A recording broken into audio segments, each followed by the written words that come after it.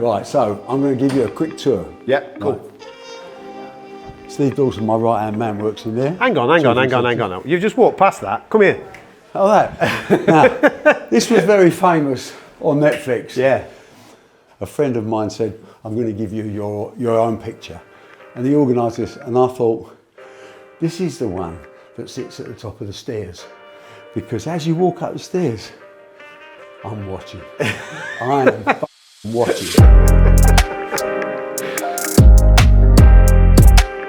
These fighters don't realise how lucky they are. It's easy. Got it easy, haven't they? It's easy. All they've got to do is go and knock someone out. We've got to make sure the book's balanced. Right, Mr. Hearn, I've been looking forward to this conversation because I've seen many people interview you in the past. I've read the book. I've seen your life and career journey. And the observation that I make, and hopefully it's a correct one, is that this empire that you've built is a consequence of you just having a lot of fun. Is that a fair assessment? I think that's pretty well spot on. In 1982, I sold my snooker hall business, which I owned a third of, and I made what was a lot of money in 1982. I managed to lose all of it in the next 10 years, don't worry. But in 1982, my life looked as if it was done. I was going to retire. I was 34 years old. I love my sport, but I'd never been great at anything, but I'm very passionate about the things I like. And in 82, I decided I'm going to play golf, I'm going to play cricket, and I'm going to go fishing. And that's my life. After 6 weeks, I was climbing up a wall because I hadn't done a deal. If I don't do deals, I realised that suddenly those sporting things were treats. And the moment they came easily available, they weren't so important to me. So there needed to be something achievable. And I literally went to my local solicitor and said, I want £100 off the shelf company. I'm going to call it Matchroom, after the room that Steve Davis and I had so much fun in playing challenge matches and things like that for huge amounts of money and gambling and all the crazy things you do when you're young. I loved every second of it. It was the best time of my life. And the object of the company was to have fun, nothing else. So because our business is a pressure business and we're a sports business, we come into this area here where we have a full-time fitness trainer available to everybody. Sorry to interrupt your session. It's always nice when you see your financial director and you doing know, a graft, yeah. Well, she's got so much work to do at the moment, she has to keep in shape. So gymnasium, obviously, for everybody. And the pool? You come in there, the pool, then you have ice buckets there, and every time you eat here, everything is free. So Fuel Hub, one of our suppliers, are kind enough to feed our entire office every day, I didn't know 7 this. days a week, and you could. But set common sense. If I Look give them after their your staff. food, Yeah. one is I look after them. Two, I know they're eating the right food, and three, they generally eat from their desk, so they don't stop working. So it's a win-win all the way round. But you'll have ultraviolet sauna in there. Everything that's conditioned. You'll have someone, a nutritionist, you can sit down if you've got a problem, talk about your weight, talk about what you want to do with your life. You'll have people saying, I've always wanted to run a marathon. We will train you to run a marathon. I love that. And it's, You're treating them like athletes. Well, they are. But see, they've got to think like athletes if they're doing a sports business. Yeah. So when you talk to a sportsman, you've got to know, if you've been tired and under pressure or whatever yourself, you will understand a bit more about your client. I mean, how can someone who's grossly overweight advise a boxer on his career? Yeah. No idea. So you have to pay that. I mean, we used to have a boxing gym in there as well, but that came out because we've got gyms everywhere else. But they do a lot of work in here. I mean, but even the Swarter, the aerobic stuff in there, there'll be classes in here during the summer where you'll have 30 or 40 people out on the grass. And the all condition. Matchroom employees? Oh, yeah. That's incredible. No, but it makes us different, which we are. Matchroom boxing has developed so much since the times that you're talking about now. Obviously, your son, Eddie, he's doing a fantastic job. Never heard of him. Yeah. But what was that like from your point of view as a father first? Trying to understand the goals and ambitions and dreams of your son getting involved in the family business. Matchroom is not a normal business. I mean, it was built originally, as we said, to have fun. And of course, no road, there isn't never been a road built that doesn't have a bump or two in it. And life's like that anyway. But the idea of controlling things, when I first formed Matchroom, I gave my lawyer £60, and that was 60% of the shares to me, because I have to have control. And I gave Eddie £20 and Katie £20, and they got 20% each. Mm-hmm. There's been a lot of changes since then. You know, Eddie's a much bigger player because of who he is and what he's done. I value my children in the same way as I value my staff. I'm brutal. I call Eddie my project. I built him from when he was 5, 6, 7 years old. Not just about business, but about life, about taking the knocks and about never giving up, and about when you get knocked down, you get up again. He used to stand behind me in my study, just a room away, having rows with Don King and Bob Arum and Frank Warren, and he would stand behind the chair listening and lapping it up. This kid learned from an early age. I think the first time I took him to watch a fight in Berlin, and he was disgraceful, his conduct. He was so enthusiastic, he wanted Johnny Nelson to win, and he won in the 12th round. But from that moment, Eddie's been in love with boxing. And both of us have tried it. He weren't bad, I was terrible, but we're enthusiastic and we know what it's like to get hit in the face. It's not nice. I used to love hitting people. I used to hate it when they hit me back, so I was never going to be. But the heroes that you create and the job you do in making them a commercial article, I mean, it sounds brutal, but you have to treat them like they're a lump of coal. You're trying to maximise the price. You're trying to make the coal as attractive as you can. You're polishing diamonds, you know, and that's a journey aimed at improving everyone's commercial values. So there's a business plan behind everything, but the passion comes first. So with Eddie, I had the passion from an early age, you know, and even when he left school, or effectively got asked to leave school, he understood that that was the best thing that happened to him. He got thrown back into the real world, where he wasn't living in the real world. In my world is where everyone's judged on ability only. Completely the only criteria I'm interested in. Don't give a monkey about anything else. I see a sparkle in their eye. I like people like that. And I've made a business up of people that share those values. Eddie, being the new leader, leads the team built on passion and values. And there's no such thing as 7 o'clock on a Sunday. Every day, 24 hours a day, on call. And that's a price, a sacrifice that a sportsman would make to get great, and a businessman has to make to get profitable. This room here is amazing. Fortunately, there's no one here at the moment. This is our central control for 700 event days.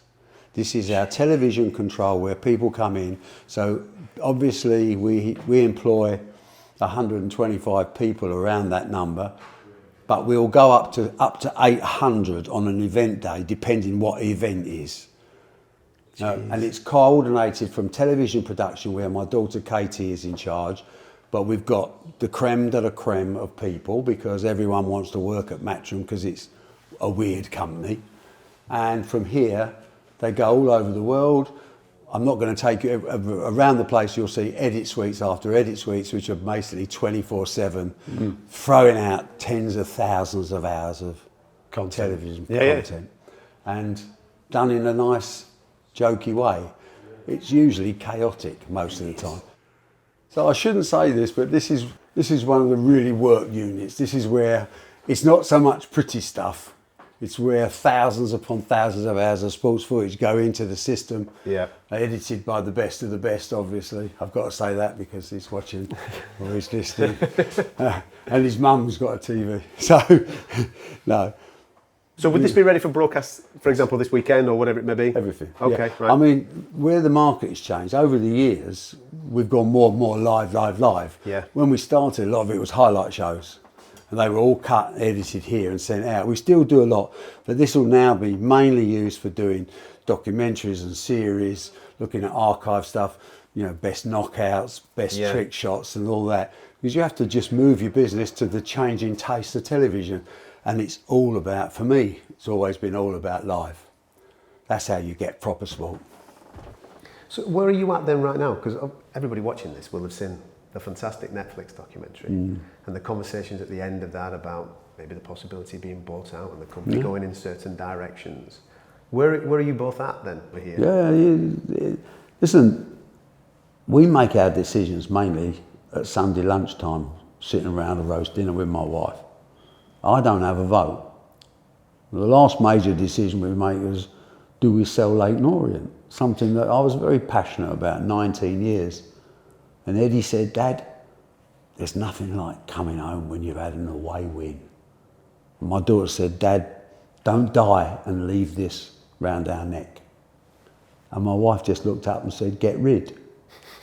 And I lost the vote 2-1. So that's it. Where we're at now is Eddie has got the freedom and the control to do whatever he wants. But he's also very sensible. The old man has a few tricks up his sleeve, has a lot of experience in certain types of world that he doesn't. So he will rely a lot on me, but the final decision will be his. What do you make of the current relationships that are in the sport of boxing now? Wonderful. Everybody seems to have come What together. do you mean, my new friend? Listen, I saw him the other day. We shook hands. I haven't seen Frank Warren for 15 years, 20 years. I never had a problem with Frank Warren personally at all. He was a competitor and I want to win. There's no rules in that. And there was no rules for him, by the way, because he's exactly the same. So what do you expect? You know, we flirted with each other, we worked together sometimes. He stole my fighters, I stole his. I don't trust him. He probably don't trust me. But in today's world, money talks. I love the conversation between, obviously, the main man now, Turki, Sheikh, His Excellency, where he said to both of them in the room, not me, I wasn't there. He said, I'm driving an express train. You two have a choice.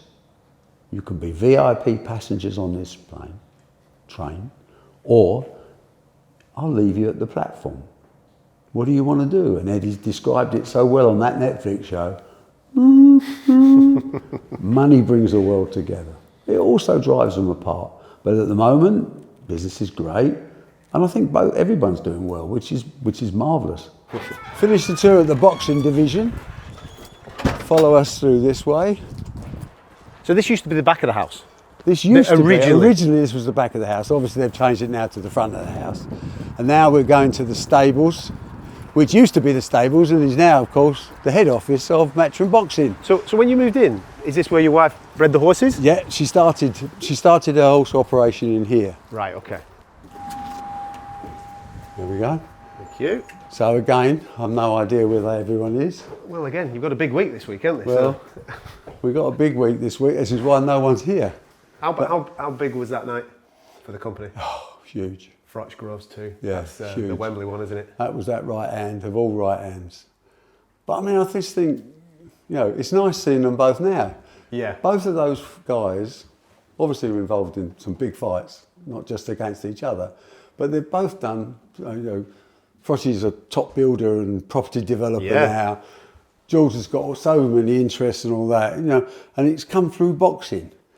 Because I think if they ever sat down quietly and said, what would happen to me if I never put gloves on? Yeah. And they wouldn't be where they are now. Is that a reward for you? Because Yes. obviously helping them with the platform of boxing and their talent, but then what they go on to afterwards. Well, as much as we can help them, but we have so many great stories. I mean, Francis Ampufu turned up on a boat from Ghana. Yeah. I'm sure he was illegal, probably. Took up boxing, but although he was only 5 foot tall, became British flyweight champion, had a couple of decent nights out, never earned fortunes, took all his money when he retired and bought a little bit of land in Norfolk. And today, I think, he's the biggest egg producer for Marks and Spencer's in the UK. And he's done it just by graft. And he still works himself every day. He said, this little kid that could hardly speak English jumped off a boat, went to Bethnal Green because he knew a couple of people who lived in Bethnal Green. But that must be cool for you to Yeah. have played Now, even that much of a role in their lives He's or got whatever. this mansion, he's got this huge farm shop. I mean, he's like a huge success. And I feel a little bit more than a little involved. I feel very proud that he's one of us. I like to see guys that have done well, you know, and some of them won't. That's life, you know. This is Frank Smith's office, of course. He doesn't get as many of the mentions as he should do.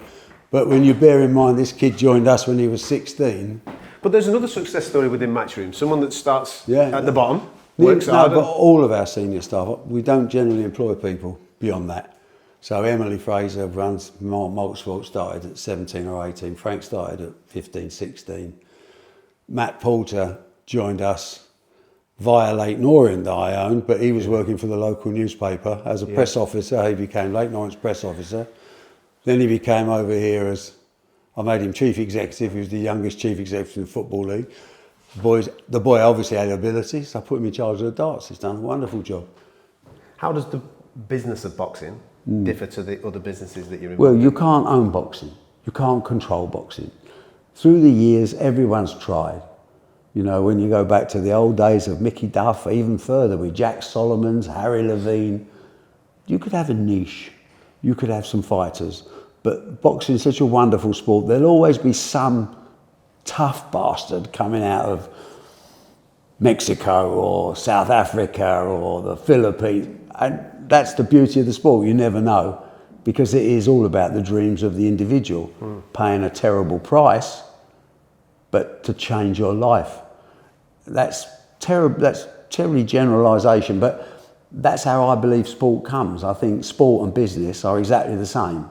You know, you have to pay a price, you have to sacrifice. Some you get hurt in, some you don't, but you have to commit, you have to be focused, and you have to give it 110%. The real great sportsmen, of course, are born, and they're born to be great, and that's something that you can't change. Do you think you'll ever slow down? No, I don't have anything to slow down for. My life is this. This is my whole life. What do? I'm 77. I enjoy my work. I still have days. I go fishing. I play a bit of golf badly, you know, but given the choice, I'd probably do another spreadsheet. I'm an accountant. Listen, I'm a calculating bastard. I know exactly what I'm doing. It's taken me 77 years to work it out. I'm not going to change now, but I'm going to maintain my 10 rules in my little book, which I'm not plugging, but it's a brilliant book. Much better than Eddie's as well. But one of those rules is tell the truth. I shall work until the day I wake up and say I don't fancy it, and I can't see that ever happening. I love the sport I'm in. I love the people that I'm representing in terms of not individual representation, growing prize funds and growing profits. They're the two things that keeps me occupied. And the two go hand in hand, as they should, and it should be a partnership. You don't want to kill anybody. Everyone's got to have a little, what did Rockefeller say? The best deal is when both sides end up with a bit of bread in their mouth. That's good, that's cool. I don't need a lot of bread. To me, it's just another game. I'll play 9-ball pool and try my nuts off to win and get slaughtered, but it's the effort. No one can ever say that Barry Hearn is dishonest, that Barry Hearn doesn't live with his word, or Barry Hearn doesn't try his nuts off every single working day. And working days are 7 days, and they're 24 each. When you started this, it was a family business. Do you think it will always be a family business? No, everything changes, doesn't it? The life comes on.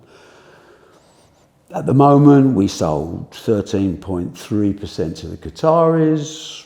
It's okay, everyone's happy, don't change my life.